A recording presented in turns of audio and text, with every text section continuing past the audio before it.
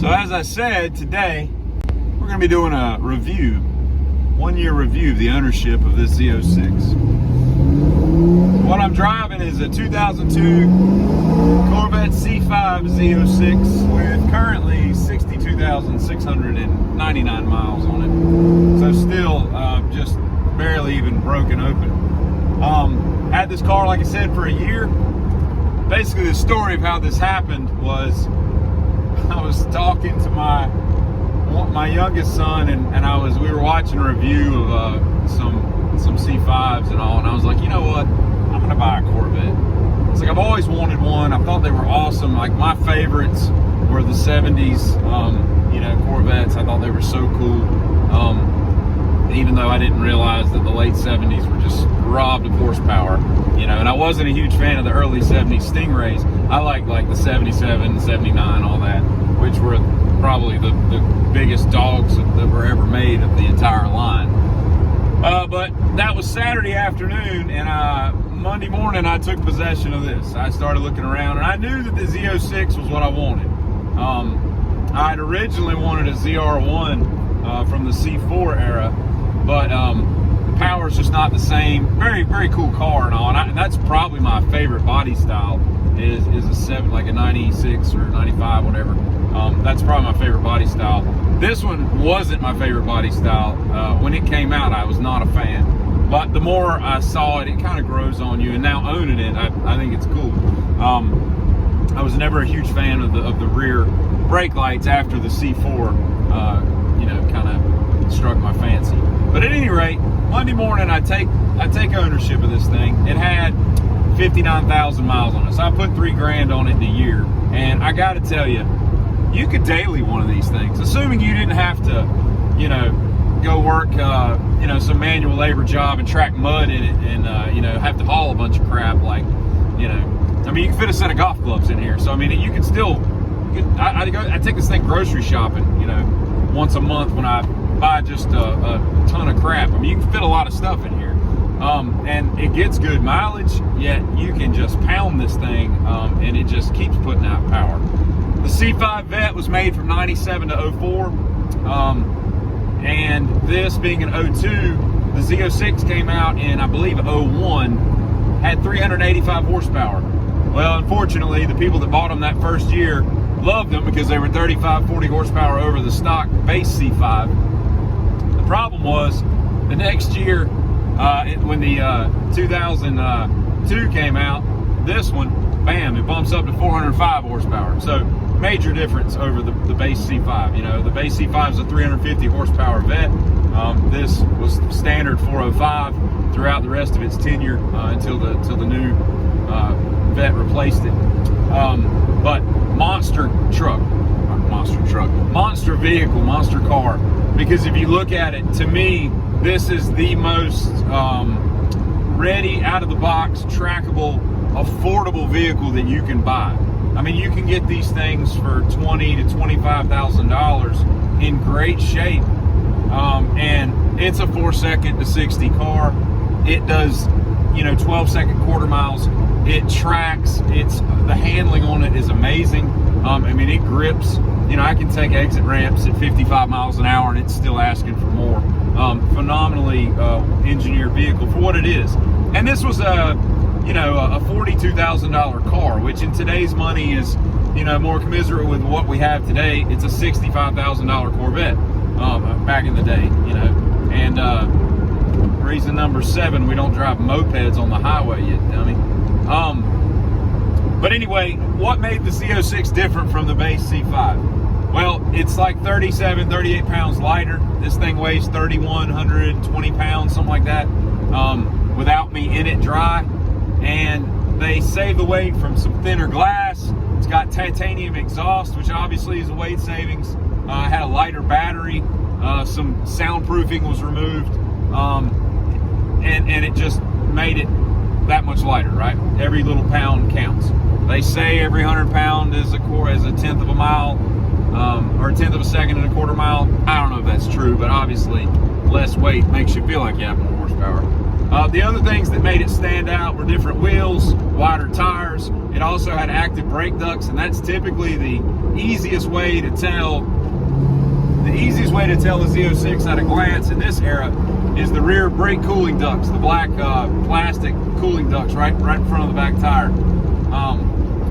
You know, that's the telltale sign. I'm sure there's a way to, it wouldn't be too difficult to fabricate those, you know, on a regular base, but usually that coupled with the wheels, you know, it's a Z06, and that was pretty much the Z06 package. This one in particular has got some extra modifications. I've got a shift kit. This isn't a stock knob on it. I love this. I've got this in 2 of my other trucks. I just love that pool ball shifter. I think those are cool. But the other thing is it's got exhaust work done, full headers, long tubes, exhaust. And you see how it's not the best sounding car, but it's mean, and you know it's there. It also has exhaust, obviously, to go along with the headers. It's got some intake and work with the motor. So this one's, I've never had it dynoed, but it's more than 405 horsepower, let's put it that way. But even at the 405 stock level, it's just a great car. 6-speed, you even forget that you have 6 speeds, because the dumb thing, I mean, once you're in 4th, I mean, you could go 140 miles an hour probably. It's just not necessary to have 5th and 6th a lot of times around town. But this thing, I can imagine putting it out on a track is pretty amazing. You know, and using a lot of those gears.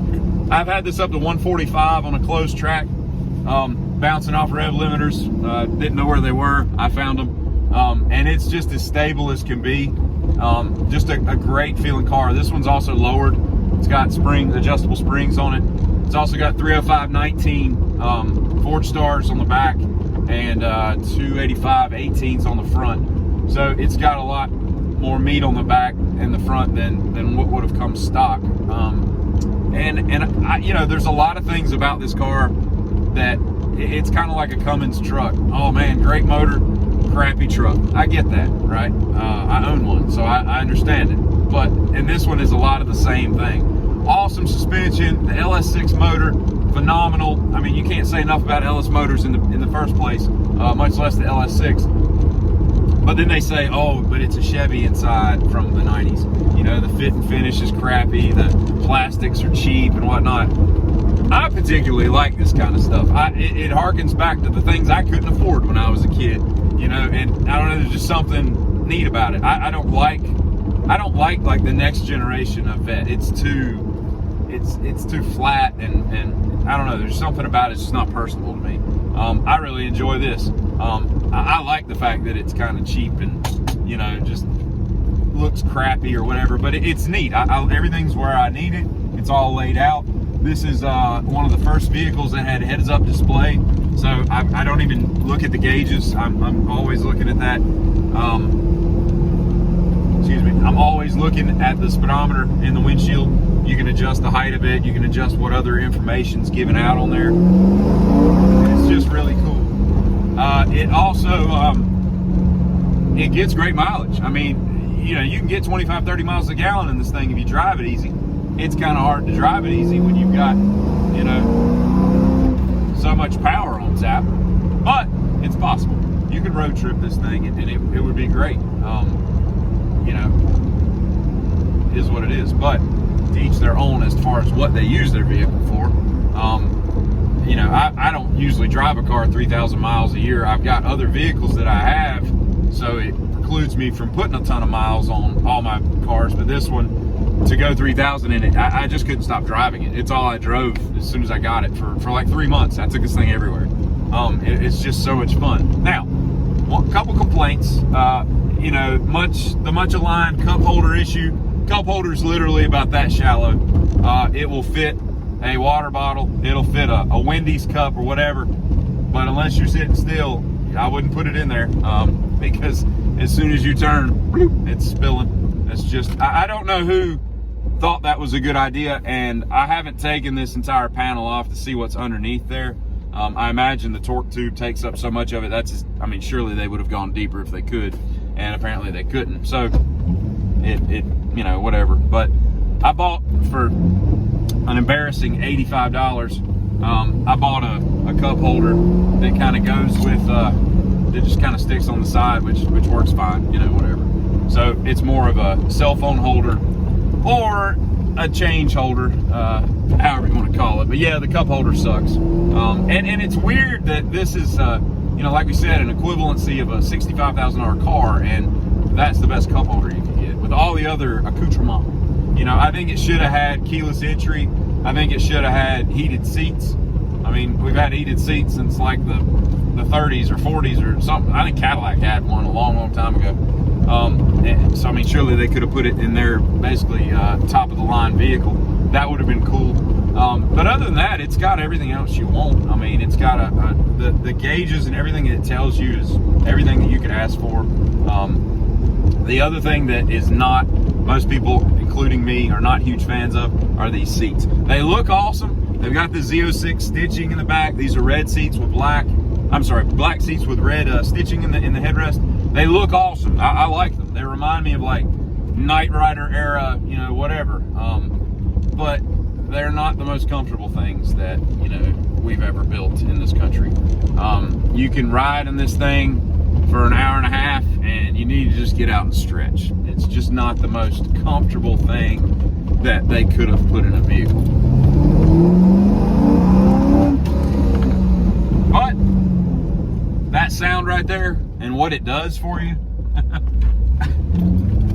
you know, bad seats be damned, who cares, really? I mean, it's what's important, and this thing is just it's a budget race car, basically, is what you're buying. You're buying a race car because it's just out of the box. You put good tires on this thing and, you know, monitor your fluids and stuff, and bam, you put this thing out on a track day and have a blast with it. It is very odd owning a car. If you've never driven a sports car of this ilk, it is odd being so low to the ground. You get out of this thing and, you know, you feel like you just rolled out of it, you know. But I guess that comes with, you know, the territory. It's all right. But overall, absolutely love the car. I feel like I'll always own a Corvette, whatever that is. It scares me to think what that 427, you know, the 7-liter, whatever it is, what the heck that's like, because this thing is so wicked fast by itself, that, you know.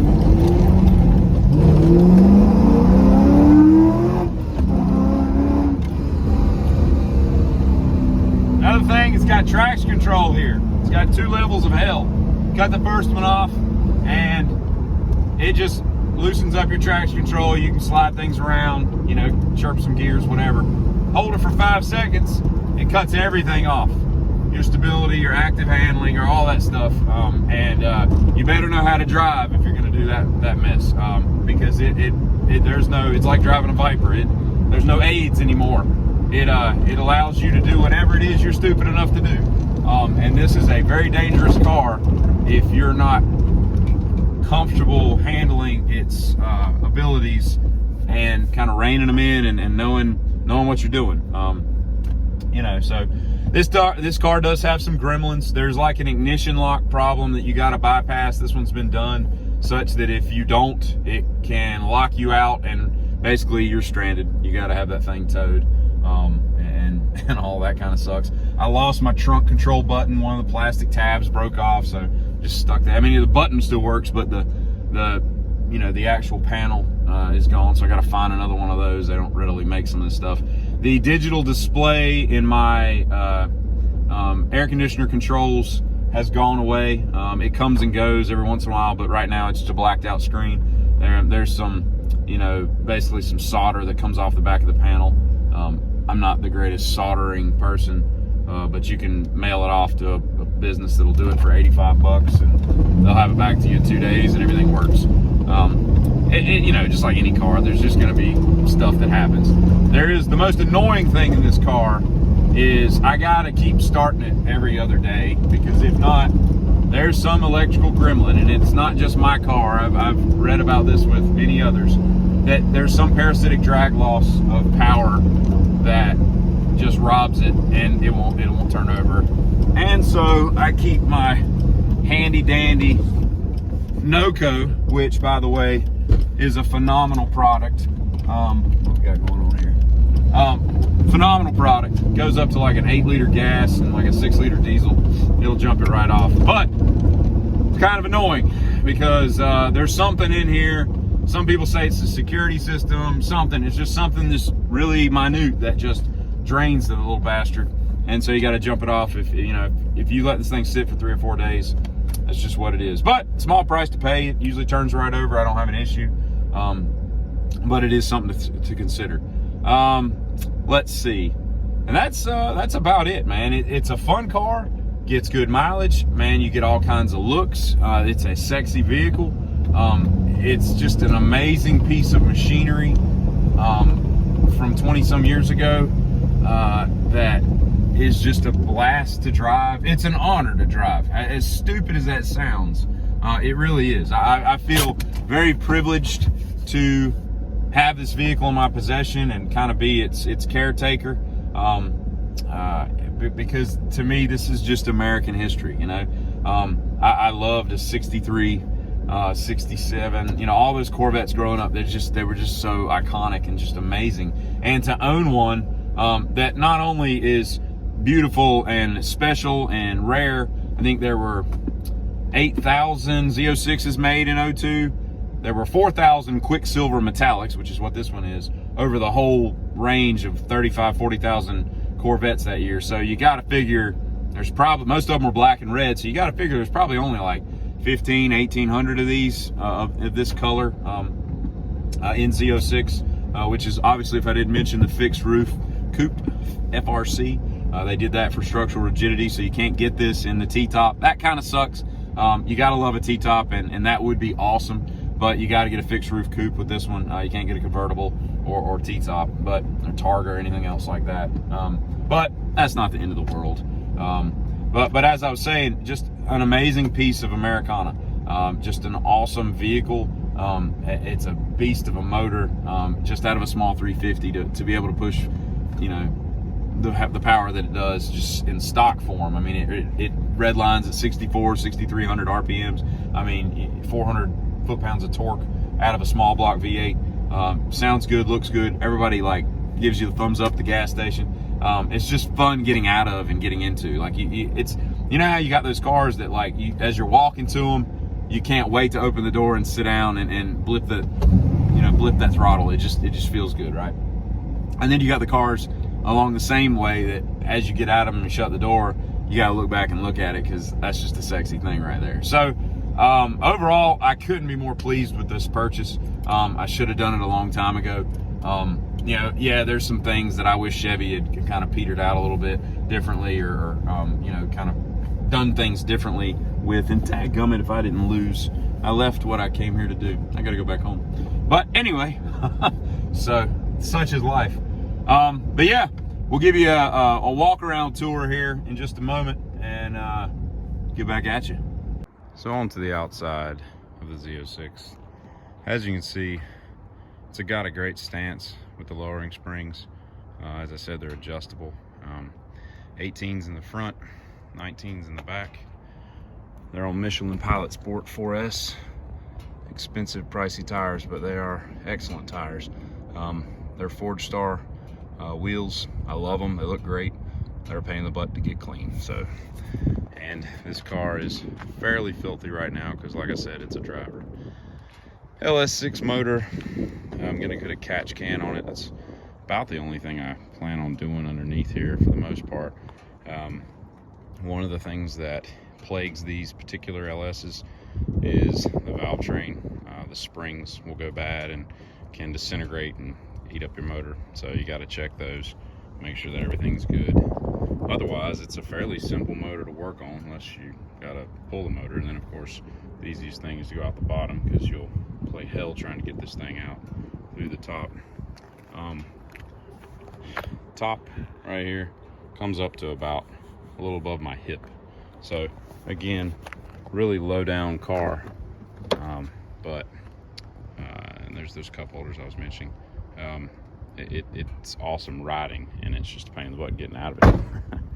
On the back, I got 305s on 19s, obviously same wheels. I've got the smoked out tail lenses I put on. I'm gonna get a set for the brake lights and then the front lights. As you can see, the trunk, it's pretty spacious for what it is. You see these 3 holes.